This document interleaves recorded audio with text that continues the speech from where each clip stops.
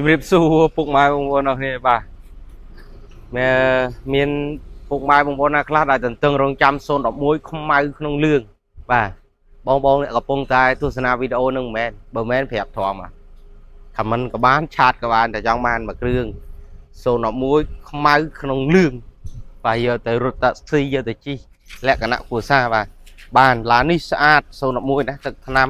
បាទនៅស្អាតច្រើនណាយ៉ាន់កង់អីសភាពផែនឡានមកជុំមកគឺអែមពុកម៉ែបងប្អូនអរគ្នាអញ្ជើញពិនិត្យមើលមកជុំមើលបាទតែវាអែមប៉ុណ្ណាណាស្តុបអីនៅថ្មីមកខ្លាំងមែនតើវិជាកាមេរ៉ាអញ្ចឹងឲ្យពុកម៉ែបងប្អូនមើលហើយយើងបង្ហាញពីខាងក្រៅវិញណាបាទពុកម៉ែបងប្អូនឃើញទេមកក្នុងលឿងឡាននេះឯតាតម្លាក់ទូប៉ុន្តែចង់បង្ហាញឡានវាសម្អាតរៀបហើយបាទវាស្អាតវាថ្មីយកតែម្ដងណាបាទ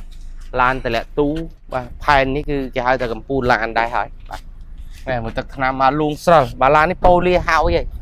ប៉ូលីហើយឡើយខ្ញុំប៉ូលីហើយវាតែប៉ូលីអត់តន់ប៉ូលីប្រាប់អត់តន់ប៉ូលីហើយបាទកុំបារម្ភណាយើងពុកម៉ែបងឃើញសាច់ជ័របាទអានេះស្បែកនេះយើងអាចបកចេញមកដេថ្មីក៏បានដែរព្រោះនេះមកពីជប៉ុនមកប៉ុន្តែឡាននេះមានហ្វមការគេហ្វមការមកមានទាំងអស់បាទហ្វមការមានសំបីតែទ្វារនេះក៏មានហ្វមការដែរនេះអូខេបិទលេងមកទាំងអស់ពុកម៉ែបងជើញពិនិត្យមើលខាងមុខបាទ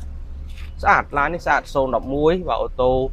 ទី2បាទខ្មៅក្នុងលឿងតម្លៃល្អឡានតម្លៃល្អបាទពុកម៉ែបងប្អូនអរគ្នាបាទជើញមកដល់បាទ